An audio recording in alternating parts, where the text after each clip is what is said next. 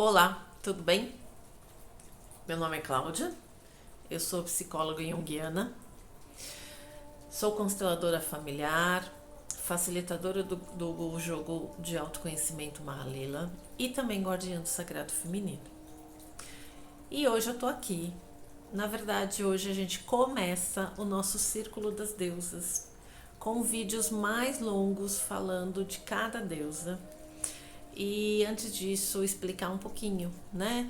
O porquê das deusas, o que isso significa na vida da gente hoje, né? O que tem a ver? Ah, mas isso era um mito grego de séculos atrás, mas o que isso tem a ver hoje com a gente, né?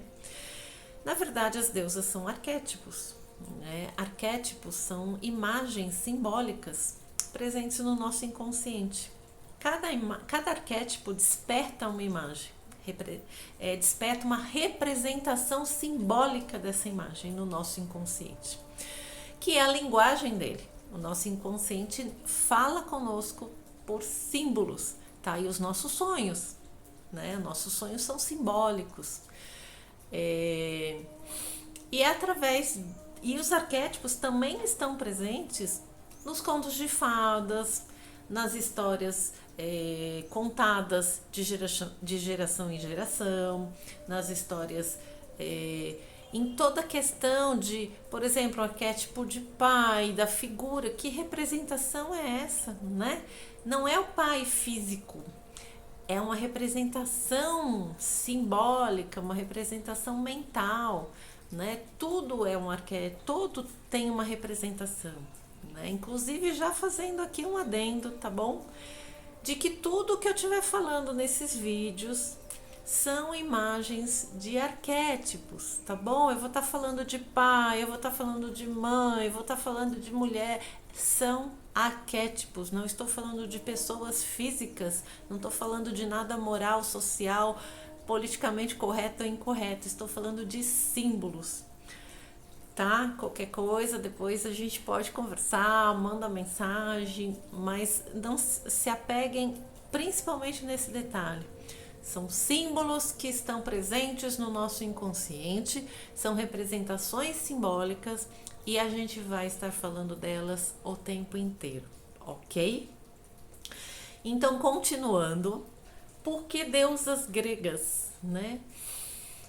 Primeiro, vou confessar que é assim o meu xodozinho, né? Eu gosto muito da mitologia grega e eu gosto muito de trabalhar a representação feminina usando essas deusas gregas. Porque o círculo das deusas? São 6 deusas gregas que a gente vai estar falando aqui. E essas 6 deusas é como se elas completassem um círculo. Uma ajudando a outra, uma completando a outra. Na verdade, o círculo seria a questão, vamos dizer assim, da perfeição. Vou usar essa palavra assim num primeiro momento, né? Tá aí o círculo atrás, né? A mandalinha ali, só pra gente usar como exemplo. Na verdade, o círculo é como se fosse a perfeição, né? Onde eu estou englobada naquele círculo. Toda mulher tem todas as representações de cada deusa dentro de si. Só que cada arquétipo, os arquétipos eles não funcionam todos juntos, eles não estão todos juntos. Existem momentos que eu estou evidente em um arquétipo e menos em outro. Existem momentos que um está mais desperto e outro mais apagado. Por que o círculo? Porque uma complementa a outra. Então vamos lá. Se um arquétipo de Atena está apagadinho, qual é o arquétipo que me ajuda a compensar isso? Né? Qual que é o arquétipo que está mais evidente e por que ele está mais evidente? E o que eu tenho que olhar naquilo? Essa é a proposta do Círculo das Deusas. O que eu tenho que olhar para mim e elas vão trazer sim, tá bom? Cada arquétipo de cada deusa vai despertar em você, mulher, um aspecto que você precisa olhar sim. É um dos caminhos do autoconhecimento. É um dos caminhos da gente se perceber, da gente se conhecer e da gente mudar, da gente ter a possibilidade de escolher a mudança, né? É só mais um caminho de autodescoberta, né? E as deusas fazem isso muito bem. Elas fazem isso muito lindamente. Hoje nós vamos falar de Atena. Atena. Vamos começar com a história de Atena, né? Então, Atena é filha de Zeus com Metis. Metis é uma titã, deusa da sabedoria. E Zeus se deitou com Metis e engravidou-a. E nesse meio tempo de Metis estar lá gestando, Gaia, como um oráculo, falou para Zeus que ele teria um filho e que esse filho iria destroná-lo, iria comê-lo e destroná-lo, como Zeus fez com Cronos, né? Zeus também comeu Cronos e destronou, pegando o trono dele. E aí Zeus pensou em Metis, né? Ele falou, Metis está grávida, então vamos lá, né? Vamos acabar com isso. E atraiu novamente Metis para o leito. E quando Metis estava deitada com Zeus, Zeus comeu Metis e o bebê junto. E o tempo foi se passando, quando Zeus começou a ter fortes dores de cabeça, dores quase insuportáveis. E aí ele chamou Hefesto, que era o deus ferreiro, e pediu para que Hefesto abrisse a cabeça dele com um machado. Assim que Hefesto deu uma machadada na cabeça de Zeus, sai da cabeça de Zeus uma donzela formada, já adolescente, adulta quase, com um elmo, uma armadura, uma lança e um escudo na mão. Essa é Atena. Atena é a menina que já nasce feita e guerreira, né? Toda protegida no seu elmo, na sua lança, no seu escudo. Temos aí vários arquétipos para falar, né? Muita coisa vem aí. Primeiro, começando pela própria questão do feminino, do sagrado feminino, que a gente vai pensar, que a gente pode vir a pensar um pouquinho sobre essa representação simbólica de Zeus engolindo Metis, né? Uma deusa da sabedoria, uma deusa antiga, onde seria toda essa representação mesmo do patriarcado comendo, né? O matriarcado, né? Anulando o matriarcado e trazendo para si a sabedoria feminina.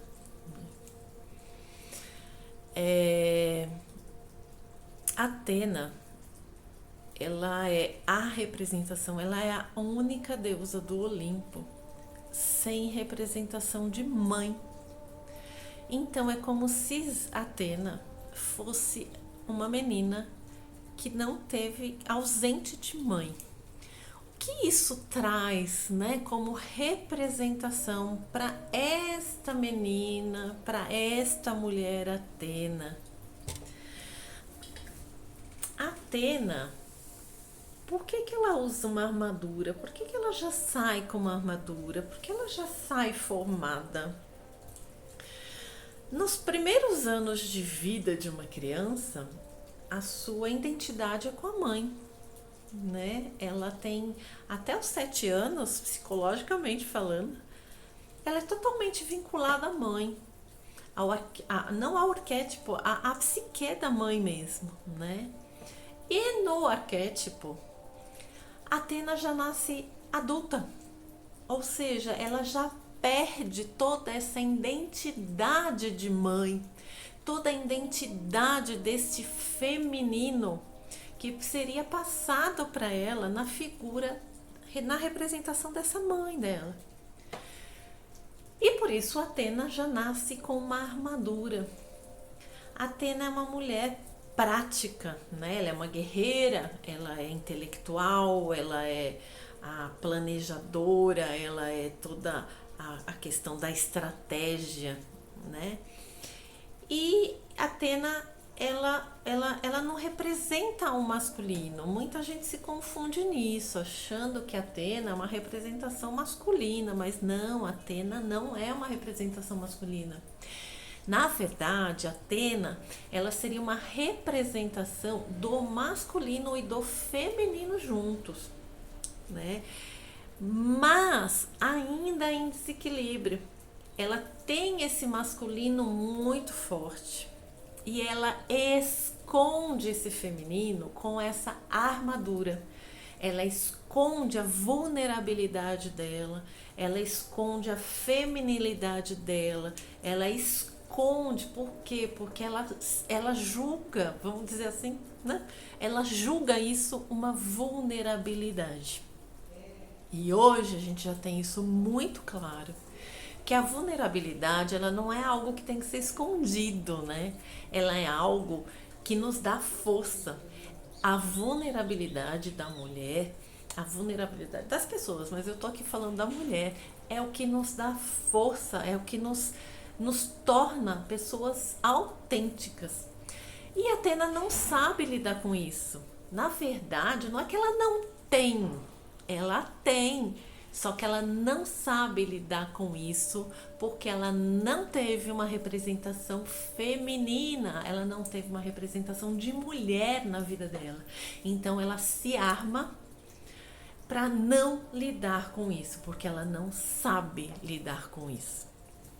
E aí, na ausência dessa mãe, o que acontece? A gente tem a filhinha do papai, né? O que é a filhinha do papai?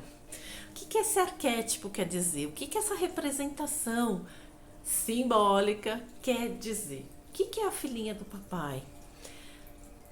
É aquela pessoa, aquela mulher que tá assim como se ela quisesse mostrar pro pai que ela é perfeita, que ela é boa, que ela sabe fazer as coisas, né? Imagina um feminino sendo engolido por esse patriarcado. Lembra que Zeus comeu Metis? Imagina esse masculino comendo esse feminino, né? Apagando esse feminino.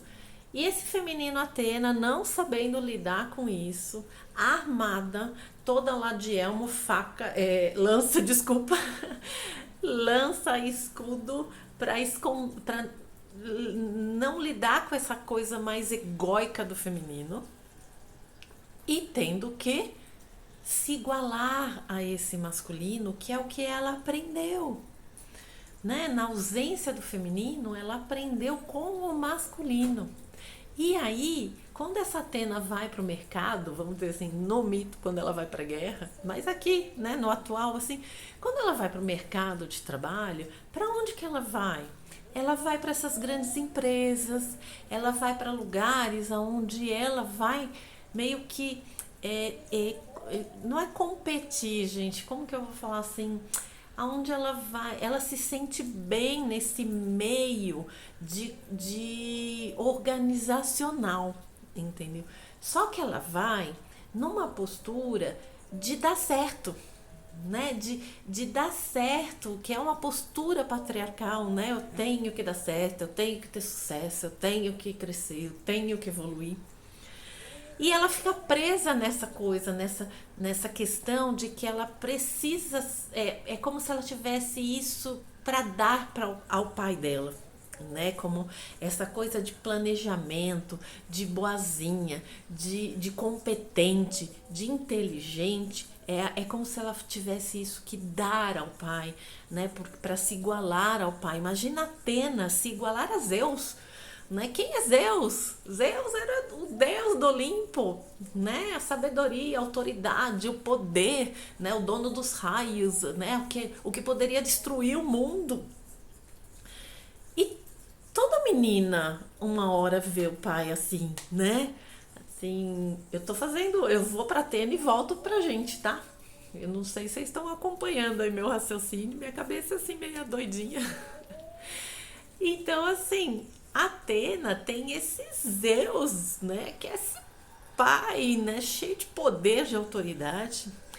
Só que nós, numa determinada fase da nossa vida, depois daquela fase da ligação da mãe até os 7 anos, a gente volta para quem? A gente vai agora vira para o pai.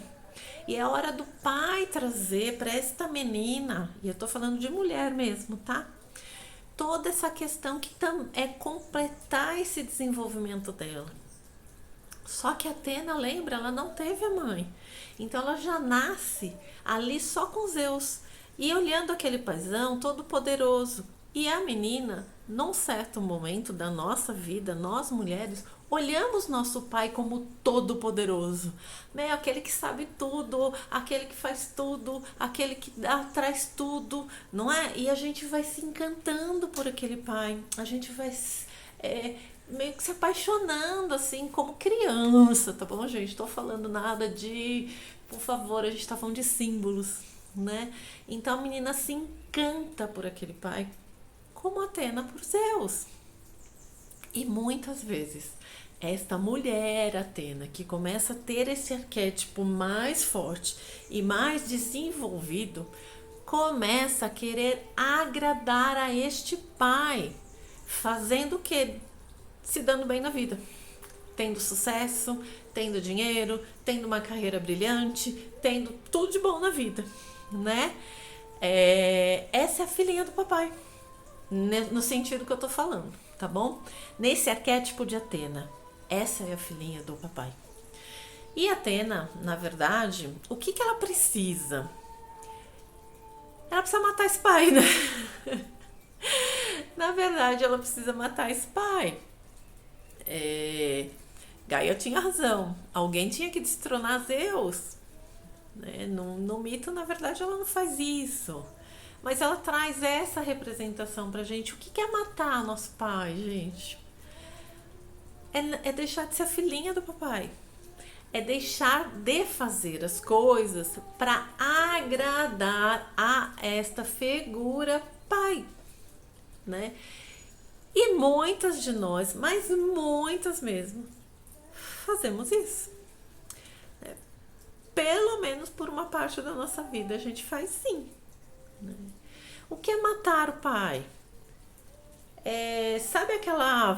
eu vou dar um exemplo assim, um exemplinho, tá?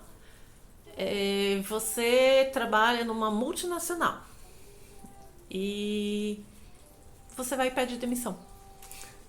Você tá matando seu pai. Você tá matando seu pai simbólico. Você tá matando essa representação e essa necessidade de ser a filhinha do papai e de agradar o papai. Então você vai e você pede demissão. Paf! Tô dando um exemplo bem esporádico, né? A gente poderia aqui pensar em milhões de exemplos. O matar o pai simbólico dentro deste arquétipo de Atena seria deixar de seguir a trilha da filhinha do papai, daquela que quer agradar o pai, daquela que quer ter sucesso na vida, usando uma coisa mais dentro de uma visão mais patriarcal, mais ânimos, sabe? Mais não masculinizada no sentido de homem, de mulher, de força masculina. O que é uma força masculina? A da ação, a da estratégia, a da guerra, a que vai, a que luta, né? Sem esquecer, isso é ruim? Não, isso não é ruim, isso é ótimo. Só que a gente precisa aprender a equilibrar as coisas, né? E Atena traz essa grande chaga para ela. Qual é a grande dor da Atena? A grande dor da Atena é não olhar para sua feminilidade. Atena é uma deusa virgem. O que significa deusa virgem na Grécia, na mitologia? É uma deusa não casada, é uma deusa que não tem filhos, é uma deusa que a opção dela não é essa, não é se dedicar a filhos, não é se dedicar a casamentos. Ela deixa isso para Deméter, para Hera e para Afrodite. Mas é uma chaga dela, né? Porque ela é como se ela não olhasse, ela não olha para o corpo dela, não corpo como corpo físico, né? Porque pelo contrário, a Atena é super atlética, ela é uma guerreira, né? Mas ela não olha como corpo dela, como feminino, né? Ela não se interessa pelas relações afetivas. Isso significa que a mulher de hoje seja assim? Não, não significa que a mulher de hoje seja assim. Lembra que eu falei do círculo? Os círculos se complementam. Nós temos os 6 arquétipos das 6 deusas e em cada momento a gente está lá. Mas uma mulher hoje que tem um arquétipo de Atena muito evidente, muito lá, vamos colocar assim, muito lá em cima, que está muito atuante na vida dela, é uma mulher que pode sim estar casada, mas que dá mais importância para sua carreira, né? Aquelas mulheres, e sem julgamento nenhum aqui, tá bom, gente? É aquela mulher que não, geralmente ela não quer ter filhos, e ok, né? E o casamento dela é um casamento ok, é um casamento legal, mas é um casamento onde a cabeça de Atena, a cabeça de uma Atena, ela tá voltada mais para esse lado político-social. Vamos dizer assim, ela é aquela mulher que quer fazer as coisas, ela é engajada em ações sociais, ela quer ajudar de uma forma político-social, ela está dentro das grandes organizações, ela está dentro das grandes empresas, ela tem cargos altos. Então, a importância desta parte mais profissional, mais intelectual, mais do fazer, da ação, está mais presente do que o afetivo, né? O afetivo está lá, preso nas couraças, preso atrás da armadura dela. Então aqui, o que eu quero deixar para a gente pensar? Se a gente está na aula ao vivo, aula não, né? A gente, assim, se a gente está nessa discussão ao vivo, no círculo das deusas, trabalhando lá com as mulheres, essa é a hora da gente começar a discutir. De cada uma trazer o que tocou, o que chamou atenção, né? O que essa deusa tocou em mim, né? Porque o arquétipo é isso. O que ele despertou em mim, né? O que ele... Peraí, eu me peguei num pedacinho, eu peguei numa historinha, eu peguei num detalhezinho. É disso que a gente vai falar, né? É sobre isso que a gente vai destrinchar. Nós não estamos ao vivo, a gente não vai conseguir discutir isso ao vivo. Não que eu não esteja aberta a falar com vocês. Podem mandar perguntas aí, na medida do possível eu vou respondendo, tá bom? Mas não vai ser um bate-papo dinâmico, né? Então, assim, o que é agora, né? É pegar isso que você escutou, pegar toda essa história que você escutou e trazer para você. Presta atenção principalmente naquilo que você vai criticar. Quando a gente vai criticar, a gente tá como Atena.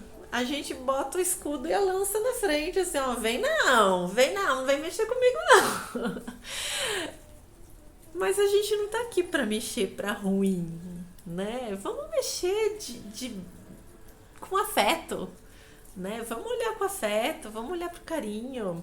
Por que isso me tocou? Por que isso mexeu comigo, né? E sem julgamento, gente, sem julgamento nenhum, sabe? Sem crítica, sem nada, só se acolha. Qual é o problema de ser uma Atena nesse momento? Nenhum.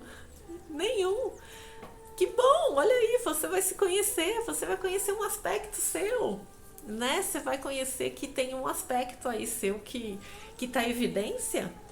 Ou não, que não tá. E aí, Cláudia, como que eu faço para colocar esse aspecto em evidência? Eu queria ser mais ação, eu queria ter mais ação, eu queria ter. Tem horas que a gente precisa chamar a Atena mesmo, fazer Atena, vem aqui que eu preciso, meu, vamos lá, né? Então assim, eu vou apresentar um trabalho novo. Quem que eu vou chamar? Eu vou assim, Atena, bora, vamos lá. Né? Vamos lá, ação, movimento, estratégia, planejamento. Atena é isso, trazendo para o hoje. O que é uma mulher Atena? Ação, planejamento, estratégia, intelecto, né? É uma mulher que tem dificuldades em lidar com a figura masculina, com os homens, né? Vamos dizer assim, com os homens. Por quê? Porque é uma mulher intelectual, é uma mulher cabeça, é uma mulher que não lida bem com a sua sexualidade. Lembra, Atena, deusa, é escondida dentro de uma armadura. Ela não lida bem com a sua sexualidade, mas ela é uma mulher que ela se relaciona assim. Qual é o homem que encanta Atena? O homem cabeça, o homem inteligente. Atena é pega pela inteligência. Atena não é pega pela sensualidade, pela sexualidade. Atena se entrega à pessoa inteligente, aquela pessoa que sabe conversar com ela, aquela pessoa que é tão estrategista, tão planejadora e tão intelectual quanto ela, tá bom? Aí a Atena se encanta. E Atena se casa, sim, Atena pode se casar, lógico que se casa. A mulher Atena se casa, a deusa Atena não quis se casar. A mulher Atena pode realmente não querer ter filhos, né? A posição dela tá mais voltada pro intelecto mesmo, pra carreira, pro planejamento e pras ações sociais e políticas, né? E Atena tem a forma. Qual é a forma? Qual é a deusa que compensa Atena? Afrodite. A Afrodite. E a gente vai falar de Afrodite daqui o mês que vem é Artemis e no outro mês é Afrodite. Mas nós vamos ficar aí um mês inteirinho cozinhando Atena na nossa cabeça. Isso mesmo. Por quê? Porque a gente vai entender o que esse arquétipo quis falar pra gente. Tá bom? Gente, eu estou à disposição. O meu Instagram é Clau Pedaço. Eu vou deixar aí na descrição. Pode mandar perguntas lá no PV, que assim que eu puder, eu vou respondendo lá nos stories, tá bom? A gente pode ir conversando sim. São o planejamento, são cada mês eu vou vir falar de uma deusa. Por que o mês? Porque os arquétipos são isso. Eu falo uma coisa, eles vão reverberando como aquela pedrinha que a gente joga no lago e vai reverberando, reverberando. E pode ser que as coisas vão surgindo para vocês durante todo esse período. E é isso que a minha intenção é essa. No final das 6 deusas, a gente vai tentar fazer o círculo. Eu não sei se eu vou fazer online, se eu vou fazer presencial. Mas até aí a gente tem aí os 6 meses ainda para falar das nossas queridas deusas, tá bom? É um bom mês de Atena para vocês e um super beijo. Tchauzinho.